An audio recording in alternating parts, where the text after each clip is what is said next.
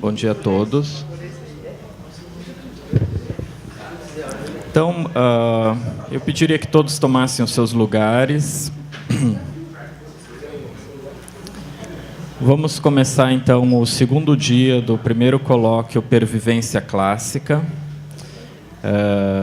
Vocês têm a programação aí. Hoje nós temos palestras bastante interessantes, leitura de poesia traduzida. Ao final vamos ter o Marcelo Tapia cantando para a gente, tocando música.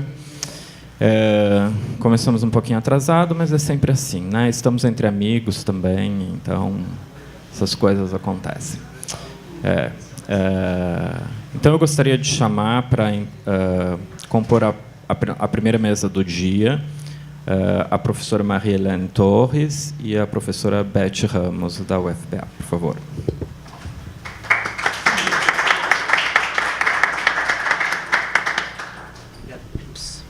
Bom dia.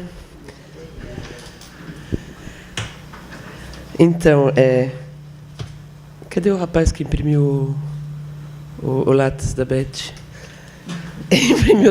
Imprimiu tudo o lápis.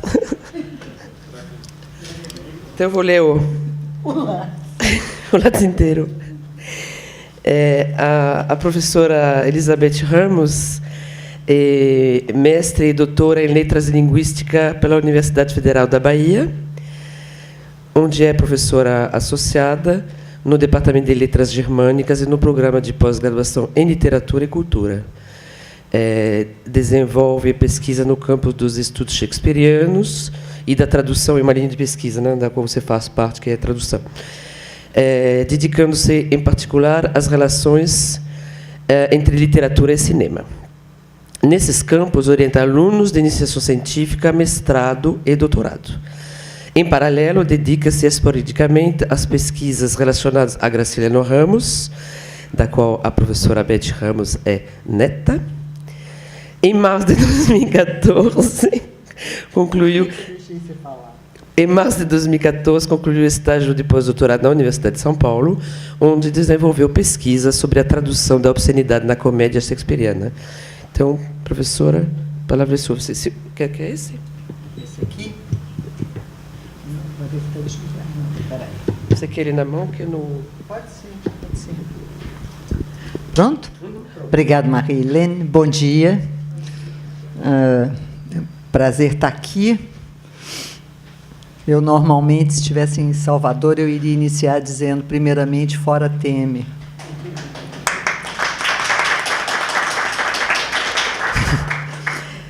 Mas vai estar difícil, viu? Bom, então eu agradeço ao Poete, na pessoa do Robert de Bruce, em nos trazer até aqui para falar de literatura, de poética, de antiguidade clássica, num momento tão difícil e tão pouco poético do cenário político nacional, que coloca em xeque a universidade pública brasileira, mas, parafraseando Terêncio, nada do que é humano nos deveria parecer estranho.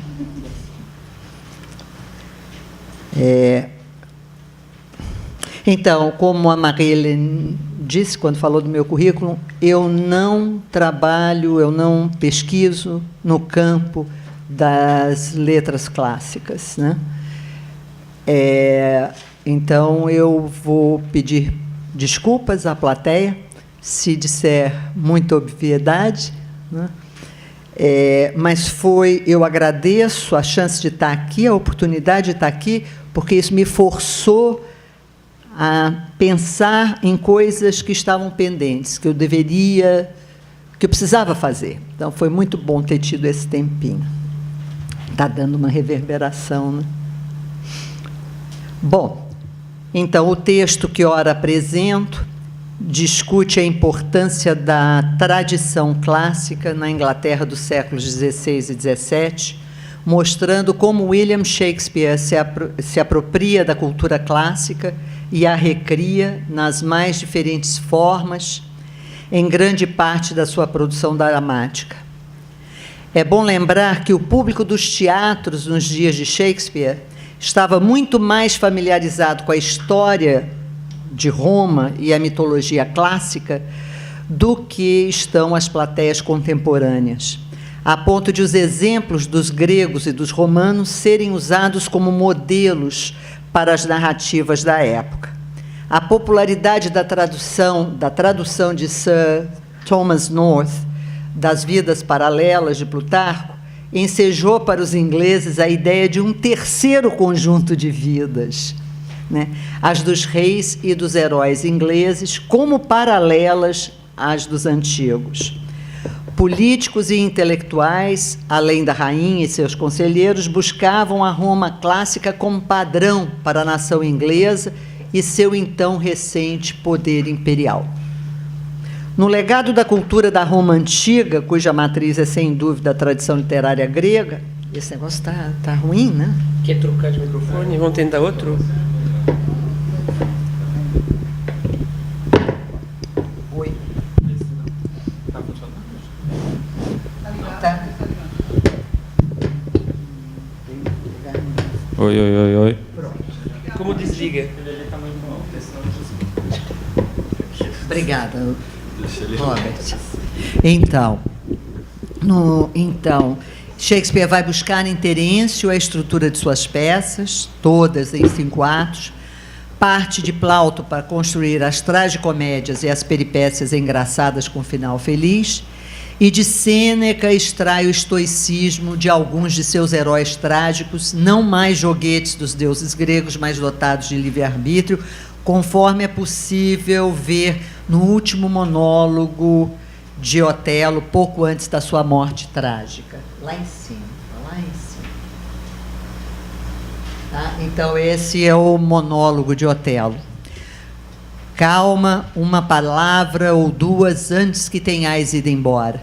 Prestei algum serviço ao Estado, todo mundo sabe. Não falemos mais disso. Peço que em vossas cartas, quando relatardes estes fatos lamentáveis, faleis de mim tal como sou. Nada atenuais, mas nada agraveis. Se assim agirdes, deveis falar de um homem que não amou com sensatez, mas que amou excessivamente, de um homem que não foi ciumento, mas que, uma vez dominado pelo ciúme, foi levado aos últimos extremos, de um homem cuja mão, como a de um sujeito vil, atirou longe uma pérola mais preciosa do que toda a sua comunidade, de um homem cujos olhos vencidos, embora pouco habituados à moda das lágrimas, verteram pranto com tanta abundância quanto as árvores da Arábia vertem sua goma medicinal. Contai isto e dizeis, além do mais, que certa vez em Alepo, vendo um turco, um ímpio de turbante, batendo num veneziano e insultando o Estado, agarrei pelo pescoço o cão circunciso e feriu assim. E a didascália apunhala-se. Sem nunca ter saído da Inglaterra e com conhecimentos duvidosos do latim e nenhum do grego antigo, mas aparentemente dedicando algum tempo à leitura de Plutarco e Ovídio, nas traduções para o inglês, Shakespeare desloca para a Inglaterra renascentista traços de uma história distante no tempo e no espaço, sem, no entanto, buscar a reconstrução descritiva ou a acuidade histórica de eventos e ações humanas. Uma rápida visita às comédias que se desenrolam até atingirem o equilíbrio entre as forças dionisíacas e apolíneas permite-nos observar que, por exemplo, a comédia de erros deriva da farsa de Plauto, Os Gênios, além de estabelecer diálogo no seu ato 3 com o anfitrião do mesmo Plauto. Sonho de uma Noite de Verão mantém estreita relação com Plutarco e Ovídio em vários aspectos sobre os quais nos deteremos mais adiante. Cabe observar que em suas peças, tal qual faziam seus mestres gregos, Shakespeare se importava mais com o conflito, o julgamento moral e a grandeza de espírito do que em transmitir uma visão reveladora da sociedade e da política que refletisse as experiências de vida da plateia. Quanto às tragédias, embora apresentem um número considerável de atores no palco, o que realmente interessa ao dramaturgo é destacar a história de um sujeito, o herói, ou no máximo 2, o herói e a heroína. Em Troilo e Créssida, a intertextualidade com a antiguidade clássica privilegia a retomada do cerco de Troia. Coriolano marca a volta de Shakespeare às vidas paralelas de Plutarco, em A Vida de Caio Márcio Coriolano. Tito Andrônico, peça escrita no final do século XVI, ficcionaliza eventos da história do Império Romano, pautados sobre a corrupção política como fator decisivo para o seu enfraquecimento e sua queda. Timão de Atenas indica, a partir do próprio título, a forte relação intertextual com a literatura clássica, remetendo mais uma vez a Plutarco em sua Vida de Marco Antônio e a Vida de Alcibíades. Comentaristas acreditam que é provável que Shakespeare tenha lido Misantropo de Luciano de Samosata, tributário do grego Menandro. Na tragédia Antônio e Cleópatra, o dramaturgo modifica o caráter libertino do personagem masculino construído por Plutarco, deslocando-o para o homem prático e genial.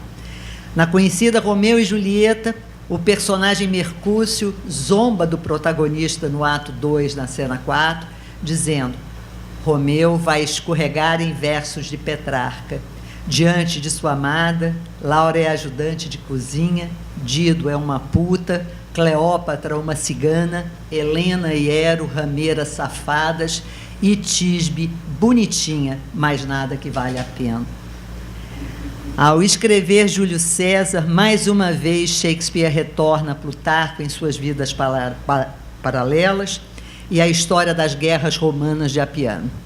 Para construir os discursos de Brutus e Marco Antônio, recorre à retórica, como se pode observar num belo discurso de Marco Antônio diante do corpo morto de Júlio César. Aí está. Qualquer semelhança com o que está acontecendo não é mera coincidência. Amigos, cidadãos de Roma, ouvi-me. Venho enterrar a César, não louvá-lo. O mal que o homem faz, vive após ele. O bem se enterra às vezes com seus ossos. Com César, que assim seja. O honrado Brutus disse que César era ambicioso. Se isso é verdade, era uma dura falta. E duramente César a pagou, com permissão de Brutus e dos outros, pois Brutus é um homem muito honrado, tal como os outros, todos muito honrados. Venho falar no funeral de César, foi meu amigo, justo e dedicado, mas Brutus diz que ele era ambicioso, e Brutus é um homem muito honrado. E trouxe para Roma 1000 cativos, cujo resgate enchia os nossos cofres. Mostrou-se assim a ambição de César? Quando o pobre clamava, ele sofria. A ambição deve ter mais duro aspecto, mas Brutus diz que ele era ambicioso, e Brutus é um homem muito honrado. Vós todos vistes que no Lupercal 3 vezes recusou. Isso é ambição? Mas Brutus diz que ele era ambicioso, e sabemos que é um homem muito honrado. Não falo para negar o que diz Brutus, mas para aqui dizer tudo que sei. Todos vós o amaste, não sem causa. Que causa vos impede de chorá-lo? Bom senso hoje existe só nas feras. O homem perde a razão, mas perdoai-me. Meu coração com César vai, no esquife, e eu calarei até que ele me volte. A esses intertextos, Shakespeare acrescenta uma narrativa dramática menos clássica, permeando suas composições com traços do drama e da tradição medievais, inserindo personagens menores e mudanças de locus dramático para criar uma sequência de episódios distintos num teatro renascentista. Em todas as peças, no entanto, parece ecoar a máxima de Terêncio: sou humano e nada do que é humano é estranho a mim, que orienta a ruptura shakespeariana com o maniqueísmo e traz ao palco a natureza humana nas suas imperfeições e qualidades. Com relação às peças históricas, é difícil apontar qualquer vínculo intertextual com os clássicos, além do desejo vigente na época, como já afirmei, de que a vida de reis ingleses se constituísse uma extensão das vidas paralelas de Plutarco, uma vez que o termo paralelas no título significava que o autor não apenas produzia uma biografia, mas também uma comparação. Neste sentido, é possível observar o inegável tom épico que o dramaturgo imprime aos seus Henrys, conferindo ao longo dos versos traços de heroísmo às conquistas, por exemplo, de Henrique V. Além das relações intertextuais temáticas, o leitor ou espectador das peças de Shakespeare não raro se depara com topônimos e nomes de personagens clássicos inseridos numa estrutura dramática que em muito é tributária desse longo período da história. Observemos agora como se dão essas relações com a antiguidade clássica na comédia Sonho de uma Noite de Verão. Relações essas que pervivem na nossa contemporaneidade. As comédias shakespearianas seguem o modelo da estrutura cômica da comédia romana e da comédia dell'arte, oriunda da Itália do século XV. Aqui, naturalmente, nos interessa o primeiro modelo construído a partir das peças de Terêncio e Plauto, adotadas nas escolas da Inglaterra renascentista para o ensino do latim, a despeito da imoralidade conferida aos enredos buscados no triunfo dos jovens enamorados, que, auxiliados por serviçais astutos, contrariavam os desejos e o poder da figura paterna. Também, a partir do ensino do latim, tanto nas escolas quanto nas universidades, os alunos, apenas meninos, vale salientar, também estudavam filosofia e retórica, o que resultava numa expectativa de que, no palco, um personagem bem educado fizesse uso dos tropos, figuras da retórica e reflexões sobre o homem e seu papel no mundo, como vimos no discurso de Marco Antônio em Júlio César.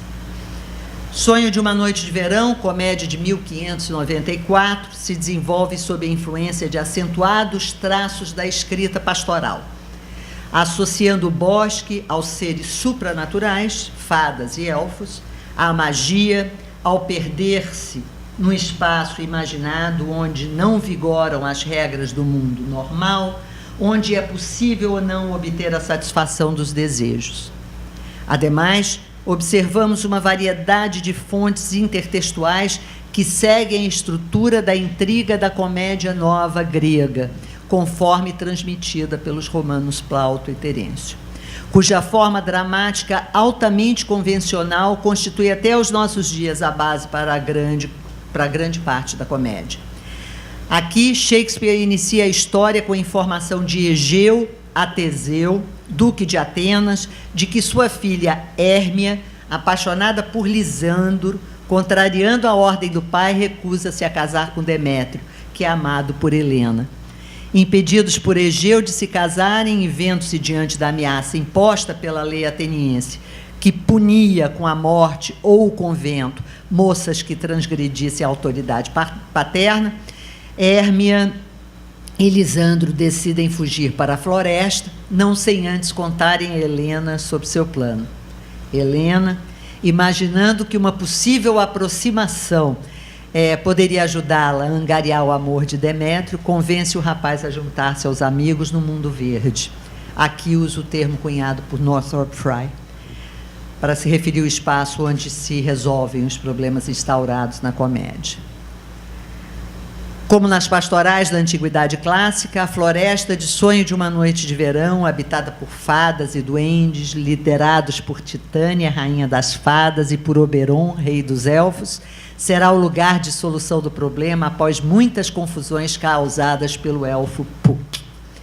As peripécias envolvem os loucos arroubos de Lisandro, que, desprezando Hérmia, associa-se a Demétrio na paixão por Helena. Envolve ainda o encantamento de Titânia por Bottom, o tecelão que estava na floresta com os demais artesãos, o marceneiro, o funileiro, o alfaiate e o carpinteiro, para ensaiar Píramo e Tisbe, peça que irão encenar como interlúdio nas celebrações do casamento de Teseu e Hipólita, noivos que se encontravam em Atenas em grandes preparativos para a ocasião. Como a magia do sumo extraído dos amores perfeitos havia transformado a cabeça de Bottom numa cabeça de asno, o absurdo das cenas românticas e sensuais garante o alívio cômico que se estabelece com o embevecimento de Titânia pelo novo amor com corpo de homem e cabeça de animal. Diante do caos, Oberon exige então que Puck corrija os enganos, fazendo com que todos se apaixonem pelas pessoas certas. O final feliz é marcado com o casamento de Teseu e Hipólita, Hérmia e Lisandro, Helena e Demétrio, e com a apresentação bem-sucedida de Píramo e Tisbe, encenada pelos artesãos em homenagem ao duque e sua esposa. Oberon e Titânia fazem as pazes, e Puck, feliz com o desfecho, conclui que tudo não passou de um sonho de uma noite de verão. Gente, eu estou falando rápido, não está não? Tadinho de você. Terrível. Falar mais devagar. Desculpa. Gostaria agora que nos detivéssemos nas palavras de Northrop Frye a respeito da comédia nova grega, traçando a partir delas uma reflexão estrutural sobre o sonho de uma noite de verão. Segundo Frye, o que normalmente ocorre é que um jovem deseja uma moça.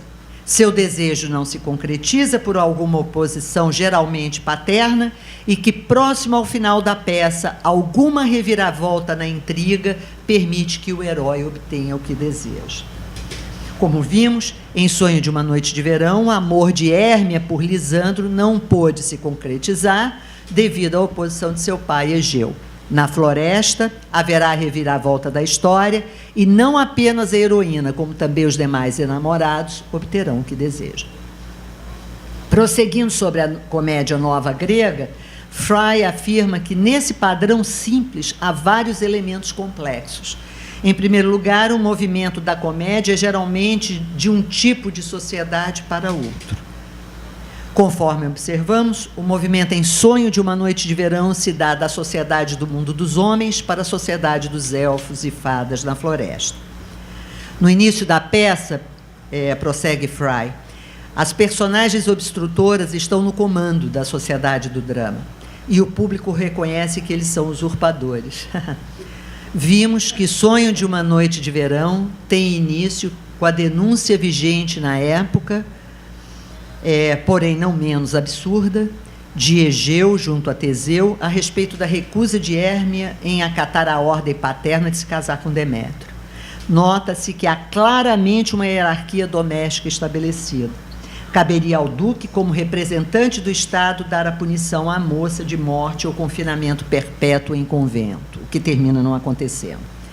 Tal qual na comédia grega, na comédia nova grega, no final da peça, o artifício na intriga que une o herói e a heroína faz com que uma nova sociedade se cristalize em torno do herói.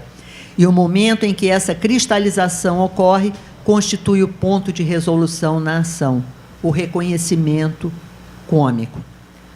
O surgimento dessa nova sociedade é frequentemente sinalizado por algum tipo de festa ou ritual festivo, sendo os casamentos o exemplo mais comum. Sabemos que em Sonho de uma Noite de Verão, os casamentos marcam o início de uma nova sociedade, e a encenação de Píramo e Tisbe sinaliza o ritual festivo próprio do final da comédia. Mas, para além dos vínculos estruturais, é incontestável a intertextualidade antroponímica com a antiguidade clássica construída por Shakespeare ao nomear os personagens centrais da trama, colocando-os em situações e condições distintas daquelas que conhecemos na história antiga. Dessa forma, a produção shakespeariana atende aos padrões aristotélicos no sentido de estabelecer a unidade na ação e não na complexidade dos eventos históricos. Egeu, o personagem que deflagra o problema que irá desencadear a trama da comédia, é deslocado de Medeia e surge em Sonho de uma Noite de Verão como pai de Hérmia, que deixa de ser uma ninfa da mitologia grega para se encontrar com Helena, que já havia saído da mitologia como filha de Zeus e Leda, para se tornar a personagem homérica cujo rapto foi a provável causa da Guerra de Troia. Lisandro, por sua vez, remete ao general espartano que derrotou os atenienses na Guerra do Peloponeso, para no ano seguinte tomar Atenas, forçando a liderança ateniense a capitular, pondo fim à guerra. Demétrio alude a Deméter, filha de Cronos e Reia, irmã de Zeus, deusa da agricultura e da colheita, protetora do casamento, responsável pelas estações do ano. Filóstatro, o sofista grego, é reconstruído como mestre de cerimônias de Teseu, o duque shakespeariano, que em Plutarco é casado com Fedra, e antes, na mitologia grega, vai a Creta combater o Minotauro, para então isentar os atenienses do tributo que lhes for imposto.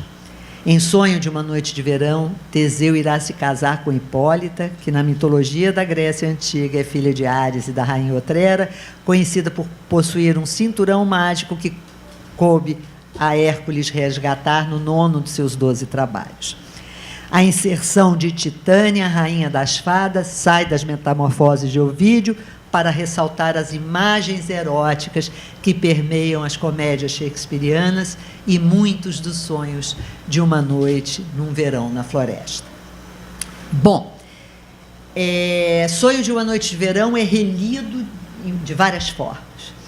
Eu trouxe aqui, então, para hoje, o Sonho de uma Noite de Verão na Bahia,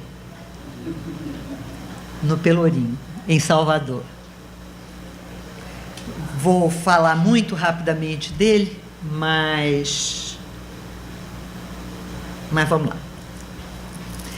Partindo do princípio de que performances encenadas no palco são traduções, transmutações, transformações de textos dramáticos escritos, detenho-me agora sobre a premiada tradução de Sonho de uma Noite de Verão encenada pelo Bando de Teatro Olodum, em 2006, sob a direção de Márcio Meirelles, que problematiza o fato de que, embora 80% da população da cidade de Salvador seja constituída por afrodescendentes, o número de atores e atrizes negros não correspondia, na época, ao percentual.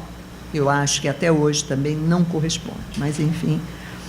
O Bando de Teatro Olodum aceitou o desafio de temperar o texto shakespeariano com traços culturais marcadamente afro-baianos, como o carnaval, as cores, a dança, a música e os rituais religiosos do candomblé.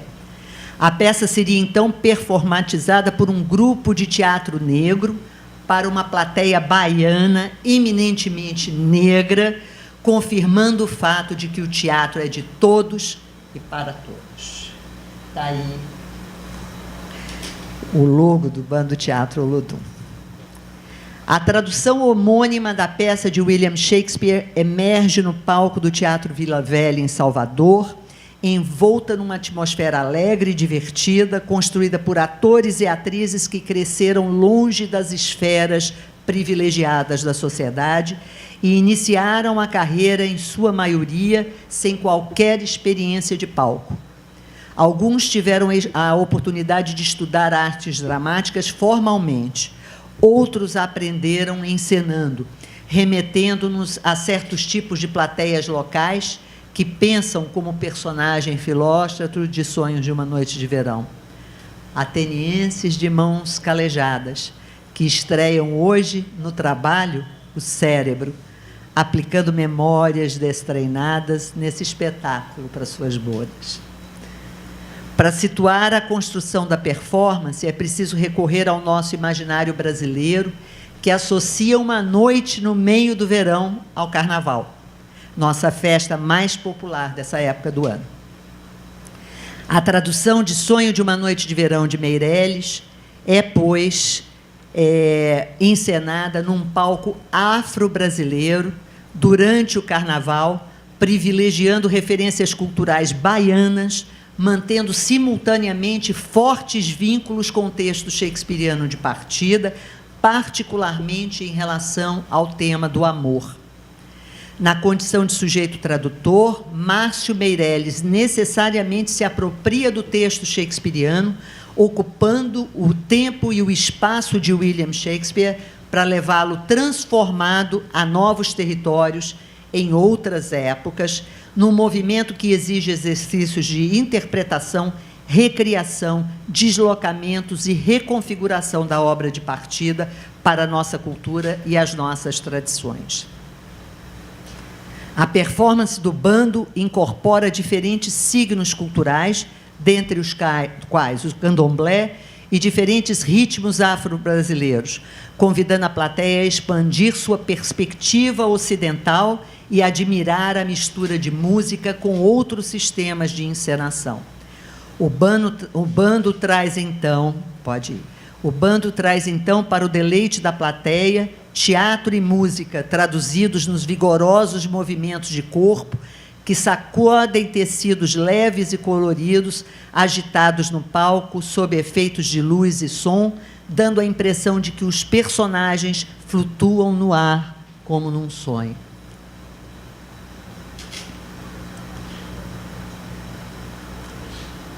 Ornamentos dourados decoram as cabeças dos personagens, pode ir.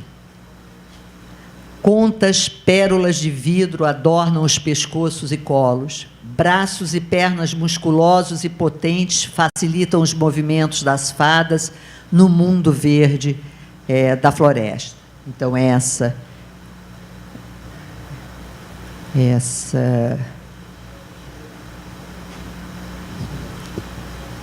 pode ir na outra. Ficou mais escuro, né? É uma pena. Deslocados para a Bahia, a comédia shakespeariana, marcada por traços da antiguidade clássica, revela uma cultura construída de maneira estereotipada sobre 3 pilares. Eu estou me referindo à cultura baiana. Camaradagem, um conceito ambivalente numa sociedade marcada pela desigualdade. Sensualidade, associado à naturalização de papéis e atitudes. E religiosidade, geralmente revelado como misticismo numa sociedade tradicional. Aqui, a vertente da camaradagem se revela com o grupo de artesãos para quem a formalidade parece ser um conceito desconhecido. Que coisa, né? Como é que ficou escuro? Tem luz. É verdade. Porque aqui a gente está vendo. Aqui também. Deixa, Robert. Não. Fica quietinho. Porque é uma pena, porque as imagens são. E são bem nítidas. São. Quando a tela cheia, eu acho melhor tira o branco do fundo da tela também. Eu não sei fazer isso. Oséias. Exibir tela cheia, aí tira o branco da página.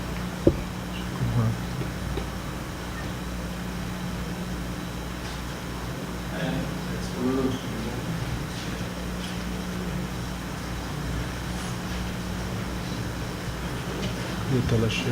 Ele está em Word. Tela inteira. Ele está em Word. Ah, tá.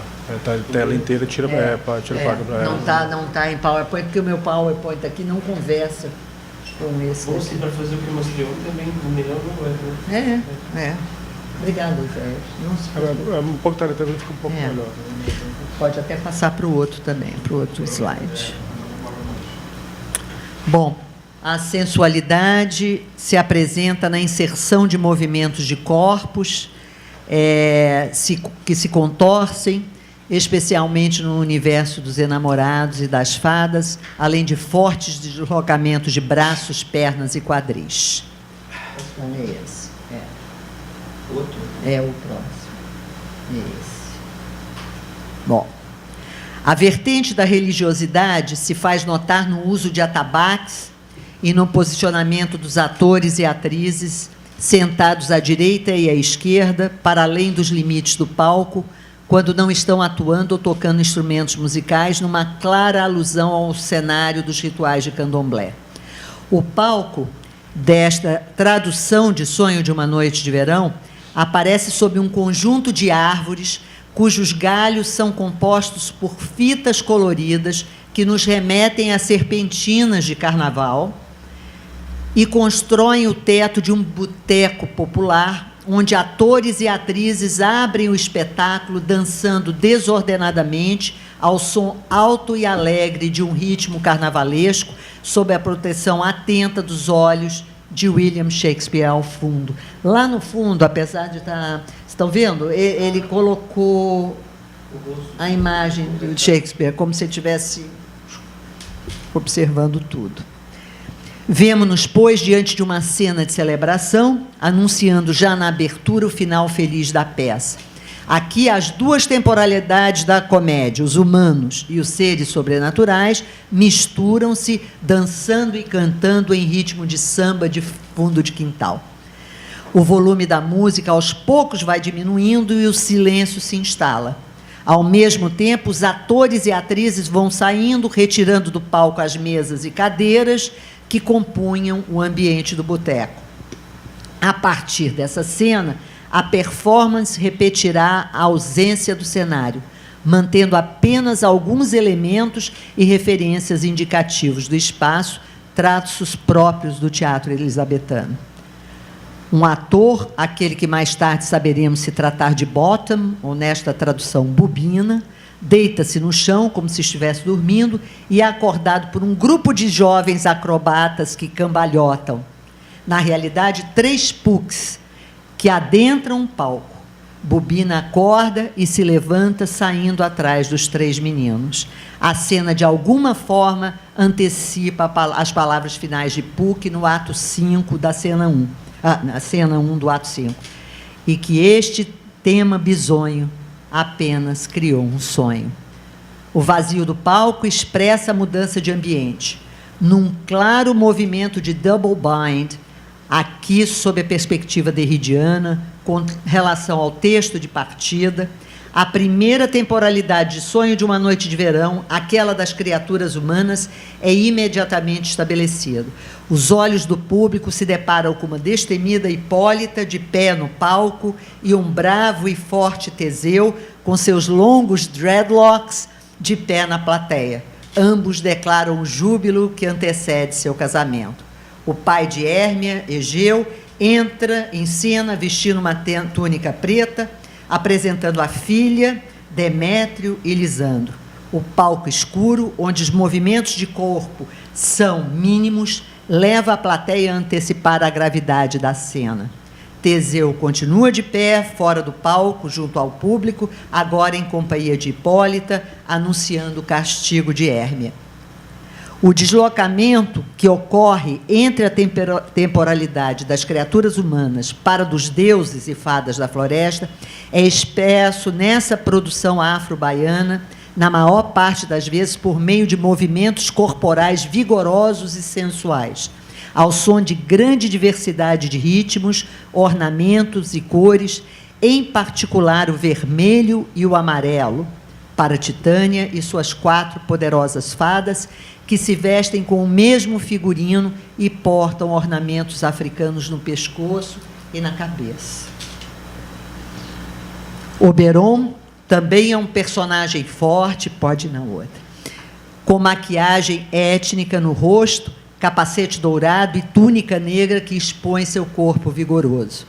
2 outros atores replicam sua imagem e se movimentam como se fossem sua sombra ao longo da encenação deste mundo imaginário, construindo um triplo Oberon. Aqui, a tradução opera uma remissão a Hécate, deusa trina da mitologia grega. Está aí. Muito bacana isso. Hécate, é? Nesse novo universo, o público é também surpreendido com a existência de 3 pucks no palco, encenados pelos mesmos 3 jovens vistos no início da performance. Tal qual os Oberons, esses também se parecem e se movimentam como num teatro de malabares e saltimbancos, parecendo ecoar a fala de Oberon no ato 5, cena 1. E quem dali viver o dia terá fortuna e alegria. E assim os 3 casais de amantes sempre serão no amor constantes. Portanto, 3 pucks para os 3 casais, cuja relação é afetada pela magia das gotas. Hérmia e Demétrio, Helena e Lisandro, Titânia e Oberon, e um puck para cada Oberon. Resolvidos os desentendimentos, O palco remete o público de volta à temporalidade humana, onde Teseu e Hipólita, além dos jovens enamorados, de pé, surgem diante da plateia vestidos de branco, como se prontos para o casamento. Aí estão eles. Confirma-se o retorno da história à normalidade e o equilíbrio das forças apolíneas e dionisíacas é restaurado. Impressionante. Livres de suas roupas de trabalho, os artesãos aparecem agora no centro do palco, cobertos de fitas coloridas e outros adereços, para encenar Píramo e Tisbe zombando de amor por meio da meta-teatralidade. Estão eles, lindos. Bobina, bottom, sanfona, flute, em companhia de Pedro Quina, Peter Quince, Fominha, Stavlin, Bicudo, Snout e Justinho, Snug, com seus novos nomes, de certa forma relacionados às profissões que desempenham, retomam a tradição popular brasileira. Fominha, no papel de luar, traz nos braços um dragão de brinquedo e uma espada. Afinal, de acordo com a tradição, São Jorge habita a lua e lá trava sua luta constante com o monstro. Por sua vez, Pedro Quina leva à cabeça uma réplica de uma igreja de Salvador. Quando Teseu, ao fim da performance dos artesãos, conclama os presentes ao baile, todos dançam juntos ao som da mesma canção que abriu o espetáculo. As criaturas do mundo verde, além de Bobina e do resto do elenco, acompanham. As fitas, galhos de árvores que antes serviam de teto do palco, caem para abraçar os atores e atrizes. Desfaz-se o sonho, finda a peça. Por meio de um processo dual de apropriação e recuperação, de interpretação e criação de algo novo, Meirelles se mostra um dramaturgo contemporâneo, entendendo a contemporaneidade como uma singular relação com o próprio tempo, que adere a este e, ao mesmo tempo, dele toma distância, segundo Agamben. O tradutor Márcio Meirelles, dramaturgo e diretor que pensou em encenar uma peça baseada no amor, foi ele próprio afetado pelo amor e, com sua tradução, afetou o texto de partida também por amor. Foi o que você falou ontem, só que você falou de amizade. Numa conjunção amorosa, suas soluções acabam por fazer um elogio à plateia, ao permitir que, tal como acontecia no período elisabetano, o público reconhecesse no palco situações que lhe são familiares, apurando o olhar para interpretar os movimentos, as canções e as falas dos atores, recriando e tornando visível de forma extraordinária, uma África negra tão presente e tão distante. Eu concluo, então, agora.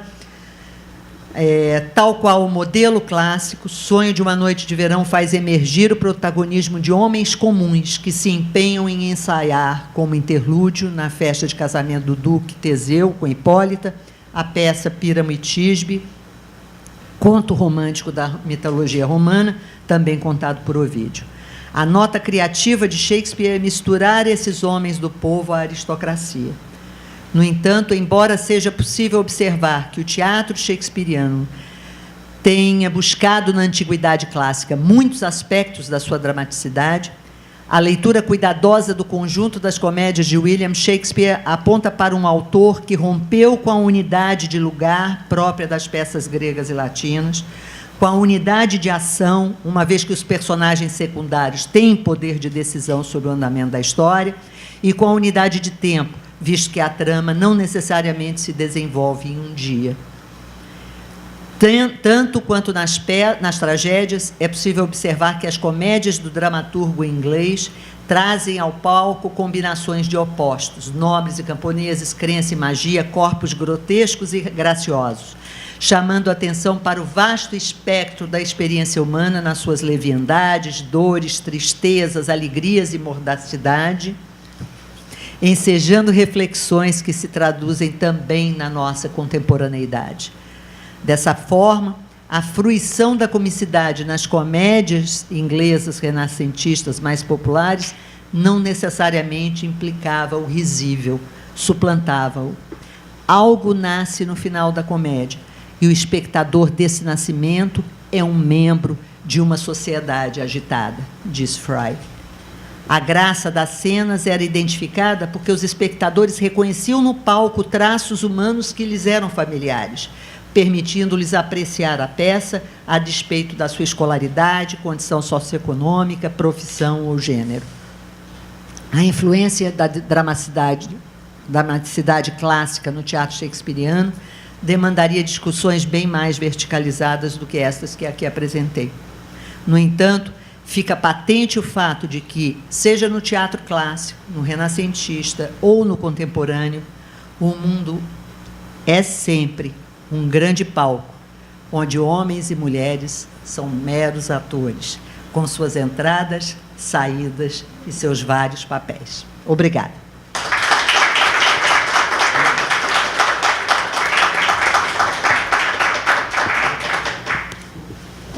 Muito obrigada, Beth, pela belíssima palestra. A gente queria também agradecer, em nome da Beth e eu, aos meninos da... com certeza. Aos intérpretes de Libras. Surpreendentes.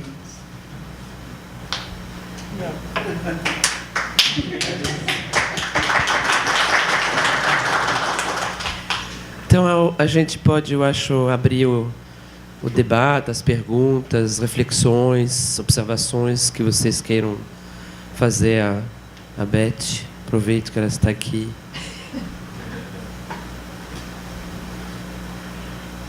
Eu tenho que agradecer aos meus amigos, né? Que ontem à noite me permitiram chegar até aqui, né? Com uma caipirinha de abacaxi, que me levou à cama mais... Ah, desculpa, está sendo gravado? Não, mas é isso mesmo, eu tomei uma caipirinha de abacaxi para relaxar. Não edita, não. Deixa aí. A professora Maria. Pois não. Tem que vir até aqui, Ana Maria, por favor, porque a gente está... Tem outro? Obrigada, né? Até aqui, não quero Ana aparecer, Maria, não. Por favor. A gente está gravando. Eu não queria aparecer, não. Para que eu... R$10 depois. Obrigada pela palestra, professora. Gostei muito, né? Foi muito interessante, né? E eu gostaria só de comentar na verdade, um comentário que ficou implícito, a questão do final feliz da comédia, né? Que, na verdade, traz dois indícios de que esse final não é tão feliz. Um deles seria o casamento do Teseu com a Hipólita, que traria lembranças do Hipólito, que virá de Eurípides, né? Com a tragédia. E também a peça de Píramo e Tisbe, que seria, né, inclusive, a origem de Romeu e Julieta. Então, é interessante pensar nisso. A comédia, ela contém uma tragédia. Ela traz para nós esse tipo de... Né? A coisa não é bem tão feliz como parece. Foi aquilo que eu falei, que você falou que ficou implícito, né? Ele não responde a história tal qual nos é contada. Ele desvia mesmo e, né, ignora uma certa... Riquíssimo, muito interessante. É mais interessante ainda isso, ficar implícito. Porque é a festa, né? E você sabe que ele escreveu Romeu e Julieta logo depois dessa peça. Então, essa coisa... Já havia, foi né? logo depois. Exatamente, muito bom. É só um comentário, só para levantar essa questão. Muito relevante. Obrigada. Obrigada.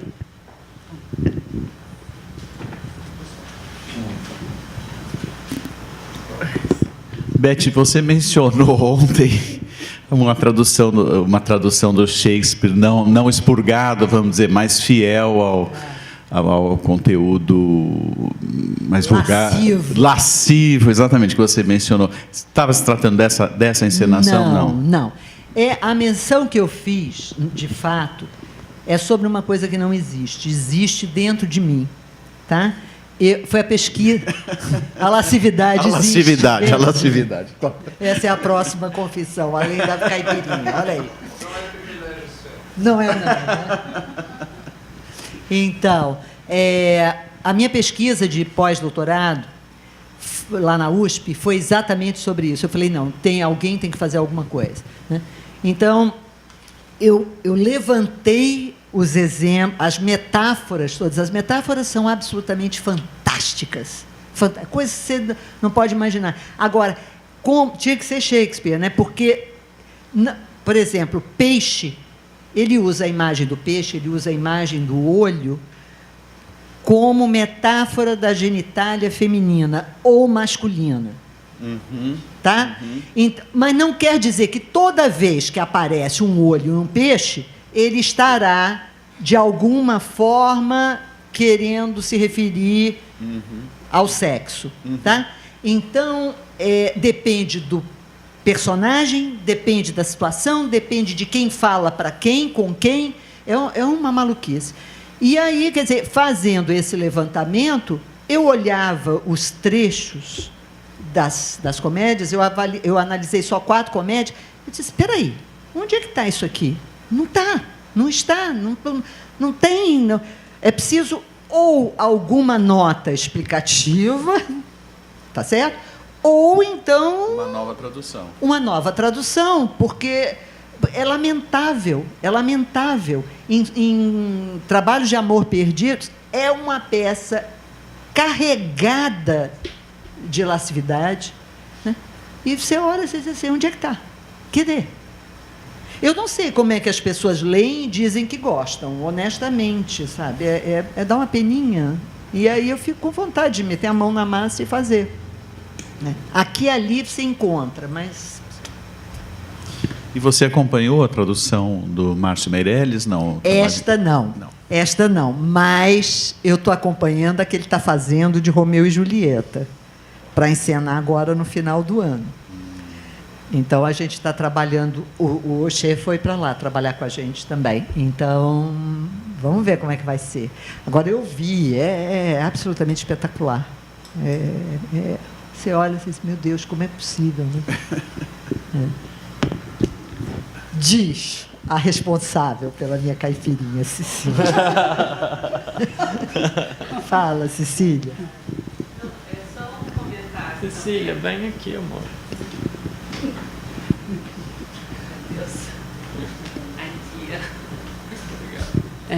Obrigada pela palestra. É um comentário que talvez a Ana também possa, né, falar sobre isso, sobre esse problema na tragédia, mas também na comédia grega, principalmente, até as referências, até o exemplo do peixe, né, em Aristófanes. Tem até um livro sobre isso, chamado Courtesans and Fish Cakes, né, prostitutas e bolinhos de peixes, e toda essa associação, principalmente com frutos do mar, né, e o problema de traduzir isso do grego. Eu me lembro até um comentário que a professora Gilda Reale, tradutora das Nuvens de Aristófanes, fez, que foi a tese de doutorado dela. E ela falando que a banca fez nessas observações como ela, uma senhora tão distinta, usava palavras como esculhambado, né? Que foi o modo que ela usou para, no meio da palavra esculhambado, tem, né, uma sílaba que se referiria... né? E ela falou assim, mas eu tentei ser o mais discreta possível, esculhambado, era um modo de dizer, né, que eu estou me referindo àquelas pessoas. E a banca fez uma crítica enorme, né? Mas é um problema com os textos também. Mas o problema com esses textos e com essa referência também a animais, né? Isso não é discutido, mas há tantos elementos, e o caso do peixe, né, em Aristófanes, é particularmente interessante, né? Quer falar? Eu, quando falei a primeira vez sobre a obscenidade em Shakespeare, foi na USP. Então, aparece esta senhora para dizer umas coisas horríveis. E causou assim, um certo constrangimento. Mas eu toquei como se eu estivesse dizendo bom dia, fora Temer, sabe? Assim, né? E também o grupo de teatro do Márcio, agora, quando eu cheguei, porque o Márcio me convidou exatamente para eu ajudá-lo a recuperar a lascividade em Romeu e Julieta. Tá? E aí, quando eu cheguei para conversar com os atores e as atrizes, rapazes e moças, pessoal jovem, lindo, bonito, cheio de vida, que eu começo a falar e começo a dar os exemplos, eles olham e ficam meio sem graça. Eu disse, gente, eu sei, esta senhora de cabelos brancos aqui na frente de vocês falando essas coisas, não é? Mas faz parte. Né? Eu queria fazer um comentário com relação a isso, porque na literatura grega não tem saída, né? Então a gente tem autores como Aristófanes e Pônax que usam baixo calão total. Então, por exemplo, o exemplo que a Maria Cecília deu, que é Euríproctos, né, o esculhambado, eu já digo para os meus alunos quando aparece, é cuzão. Né? Euríproctos é cuzão. Né? Anos largo. Não, é cu largo, né? Não, é cu largo. Não, inclusive no método que a gente usa para aprender grego, aprendendo grego, os primeiros textos são Aristófanes, né? E em determinado momento aparece Proctós, né? Proctós, e aí os alunos, eu espero pela tradução deles, eles traduzem bunda, né? Eu digo, não, está errado, porque bunda em grego é pnigos, né? Proctós é cu. Eles podem falar é cu, ninguém morre de falar cu, né? E tem muito isso em grego. Então, por exemplo, quando eu dou lírica, eu sempre começo por hipônax, que é o pior, né? Então tem sodomia, tem sodomia de menos que tem, né? Mas tem uma série que fazem parte do gênero. Então é uma linguagem tradicional do gênero. A audiência já esperava ouvir isso, né? E eu acho que o espaço da sala de aula, né, e aí eu queria falar de duas coisas. Eu acho que o espaço da sala de aula é como o espaço do teatro. É um espaço sagrado. Então, você pode falar cu, pode falar buceta, pode falar o que você quiser, né? Porque é o espaço em que você tem que ter essa liberdade para falar essas coisas. No teatro também. Então, o que eu noto sempre nessas discussões de teatro é que a gente tem... Eu trabalho muito com o estudo da oralidade, né? Então, o que acontece com as nossas traduções é que elas funcionam no livro, né? Traduções de teatro, elas funcionam no livro, e aí você vai passar para o palco, elas não funcionam. Porque o trabalho do autor e o trabalho do diretor estão desconectados. Né? Nada contra você fazer uma tradução literária de uma peça de teatro, mas eu acho que o tradutor não pode ter a pretensão daí de querer ver o texto dele no teatro, porque não vai haver essa transição, né? Essa transição. Né? Então, quer dizer, talvez numa peça para ser lida, esculhambado seja até ruim, seja feio e tal. Não seria, exato. Mas eu digo outras palavras de baixo calão. No palco aparecem, você não nota, é um espaço mágico, né? E passa, e é mas na página impressa realmente causa mais. Então há essa desconexão entre a performance e o texto. Há também uma questão em Shakespeare, muito particular de Shakespeare, que é essa obscenidade, a lascividade, ela nem sempre é óbvia. Ela então, a fronteira entre o vulgar e o não vulgar, ela existe. Então, isso torna a tradução extremamente difícil. Quer dizer, eu tenho que encontrar uma metáfora que indique para a plateia ou para o leitor que ali está a figura que, quando eu digo olho, pode ser uma vagina, ou como é que eu faço? Como é que eu digo? Entendeu? É muito, muito, muito difícil, mas muito difícil. Fala. Você...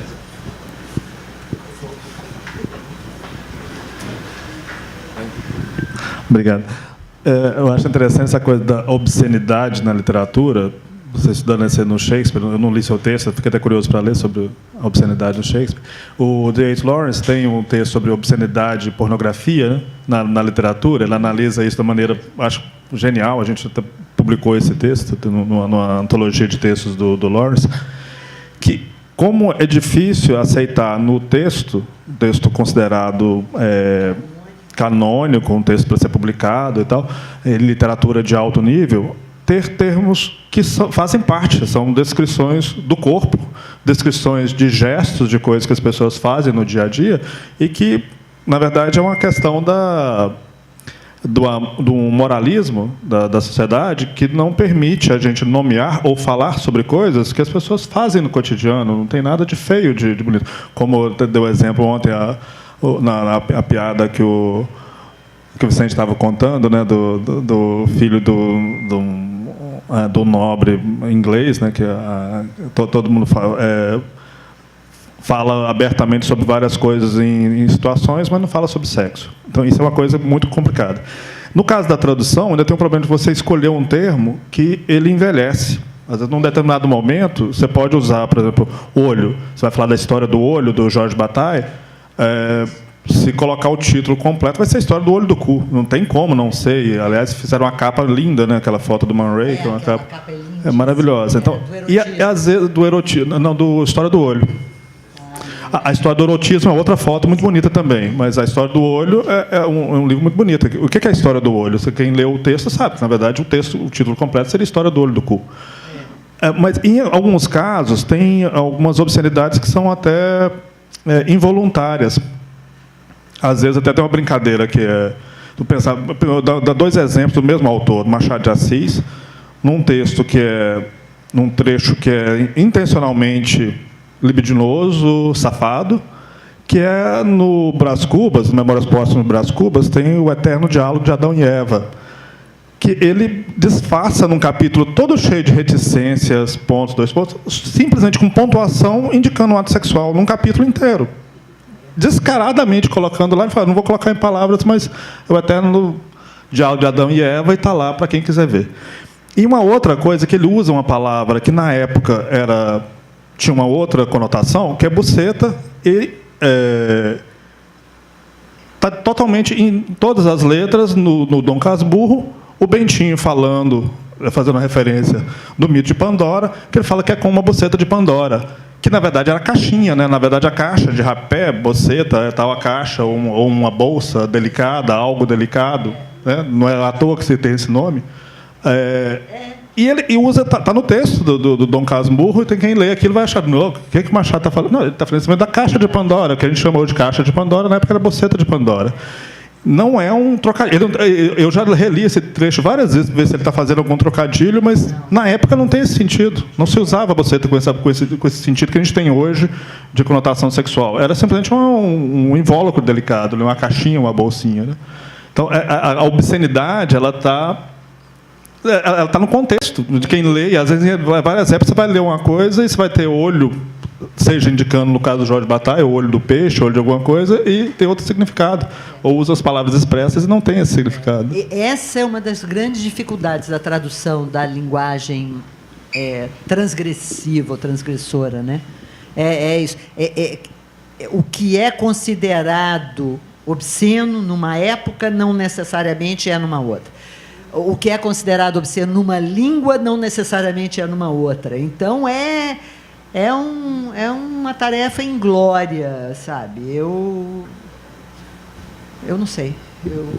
Eu acho que essa menção que o Osés fez acerca do envelhecimento da tradução, né?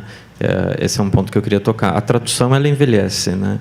Então, não adianta você querer fazer a tradução, ou a tradução que dure, porque, na verdade, a tradução é bem fátua, né? Ela dura um pequeno tempo, e vou usar de novo as palavras do Benjamin, porque o lugar onde ela existe é um lugar com oxigênio rarefeito, né? Então, ela se eleva tanto que ela resiste pouco tempo, mas o tempo que ela resiste, ela serve a um propósito, né? É por isso que o conceito de suplemento do Derrida me encanta. Exatamente, mas isso é uma angústia, né, que percorre e que a gente lida muito nos estudos da tradução. Uma das primeiras coisas que a gente supera, né, que é a angústia do tradutor que quer fazer a tradução definitiva, ou uma tradução que dure para sempre, porque se isso acontecesse, revelaria uma limitação da obra de arte. A obra de arte só é passível de ser traduzida até chegar ao seu tradutor definitivo, então ela é limitada, quando a verdadeira obra de arte ela é ilimitada. Então, se ela parar no tempo, ela desaparece. Na verdade, ela nem seria traduzida em primeiro lugar, né? ela morre e a verdadeira obra de arte subsiste. Então, é preciso que as traduções vivam e morram para que o sentido do original transmute de corpo em corpo, né? E aí eu paro antes de ficar muito místico. Muito obrigada. A gente vai fazer o... Muito obrigada.